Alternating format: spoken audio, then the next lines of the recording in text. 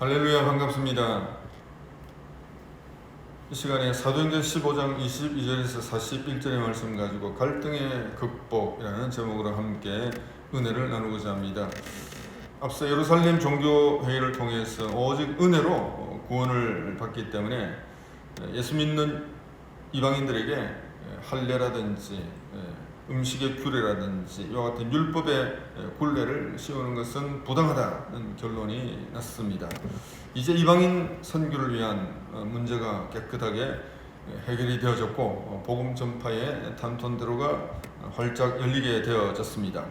이제 안디옥 교회를 거점으로 해서 이방인들에게 열심히 복음을 전하는 일만 남게 되어졌습니다.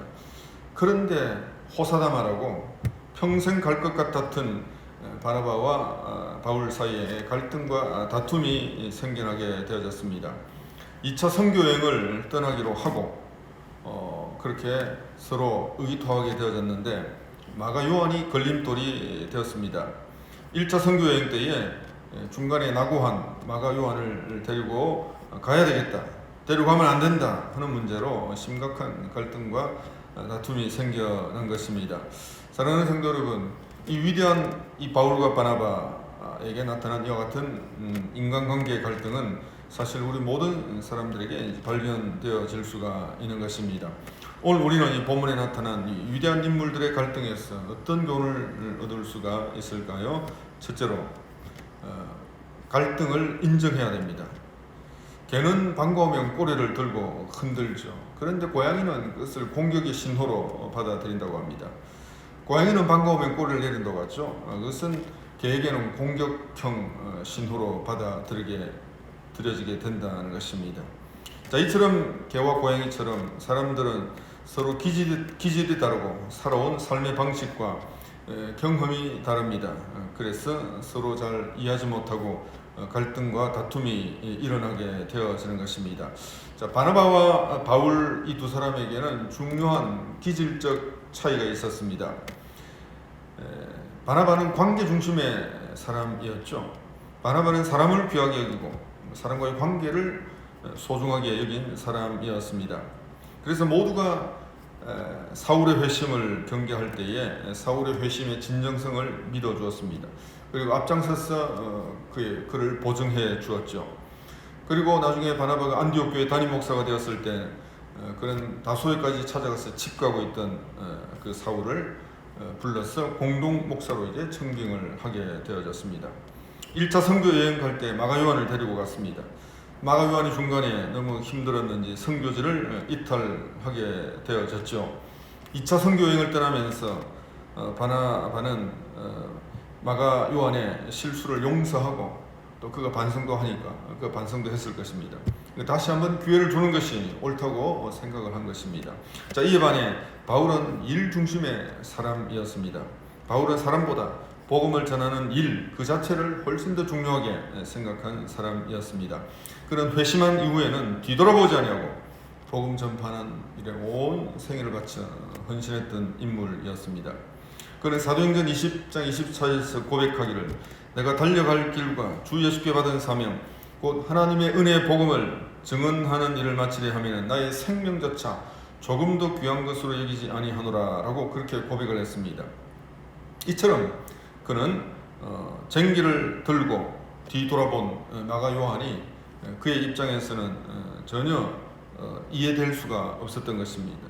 그래서 그를 데리고 갈 수 없었던 것이죠.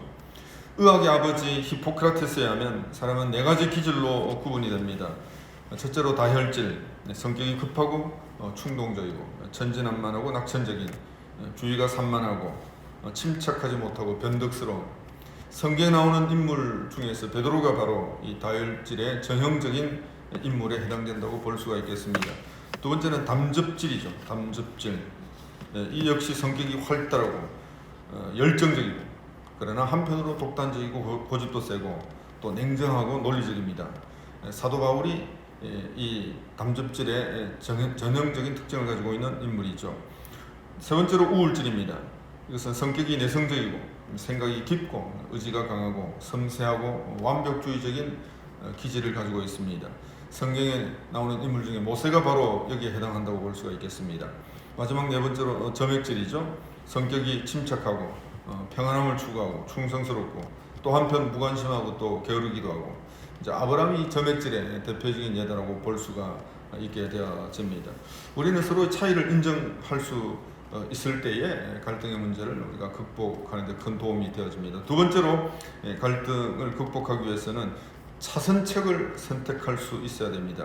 39절 40절의 말씀 보니까 서로 심히 다투어 피차 갈라서니 바나바는 마가를 데리고 배 타고 구브로로 가고 바울은 실라를 택한 후에, 바나바와 바울은 서로의 생각의 차이를 좁히지 못했습니다. 차선책으로 선택한 것이 바나바는 마가를 데리고 가는 것이었습니다. 바울은 실라를 데리고 가는 것이었습니다. 그래서 각자 독자적인 선교팀을 꾸리는 것으로 서로 간의 갈등과 다툼이 정리가 되고 종식이 되어졌던 것이죠. 구약 창세기에 보니까 아브라함과 조카 롯이 서로 갈등을 일으키게 되어졌습니다. 땅이 비좁으니까 아브라함의 목자들과 롯의 목자들이 서로 다투게 되어졌던 것이죠. 자, 이때 아브라함이 통 크게 조카 롯에게 양보를 했습니다. 나를 떠나가라.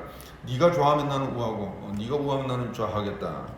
결국 롯이 소돔 고모라 지역으로 떠나가게 되어지므로 이제 갈등이 종식이 되어졌습니다. 떠나갔다 하지만 아브라함은 나중에 롯이 소돔 고모라 지역의 전쟁에 휘말려 포로가 되었을 때에 기꺼이 하인들을 이끌고 쳐들어가서 이제 롯을 구출해내었던 것이죠. 세 번째로 갈등의 문제를 효과적으로 해결하기 위해서는 이 갈등을 성장과 성숙의 기회로 삼아야 됩니다. 바울은 로마 시민권을 가지고 헬라어를 유창하게 구사했던 이 신라를 동력자로 삼았기 때문에 이방 선교에 큰 도움을 받을 수가 있었습니다. 바울은 데살로니가 전후서를 쓸 때에 바울과 실로아누와 디모데 이름으로 편지를 썼습니다. 그 실로아누가 바로 신라죠.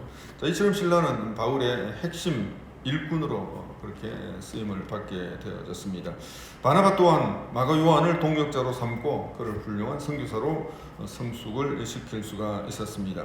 세월이 흘러서 나중에 바울이 훨씬 더 나이가 들었을 때에 디모데 후서에서 그는 디모데에게 요청합니다. 마가 요한을 데리고 오라. 그가 나의 일에 유익하니라. 일 중심의 사람이었던 이 바울이 나이가 들면서 성숙해지면서 자기의 생각을 바꾸어 자기의 생각과 달랐던 사람을 용인할 줄도 아는 관용의 사람으로 변화가 되어진 것입니다. 이처럼 바울은 이 갈등이라고 하는 인간관계 갈등이라고 하는 이 걸림돌을 성숙의 인격의 성숙의 디딤돌로 삼게 되어졌던 것입니다. 하나님은 우리의 약점조차도 주님의 뜻을 이루는 방편으로 사용해 주시는 것을 우리는 기억해야 합니다. 말씀을 읽겠습니다. 사랑하는 성도 여러분, 우리가 살고 있는 모든 삶의 현장, 가정이라든지 교회라든지 직장 일터, 이 모든 삶의 현장에서 갈등은 필연적이에요. 다툼은 필연적입니다.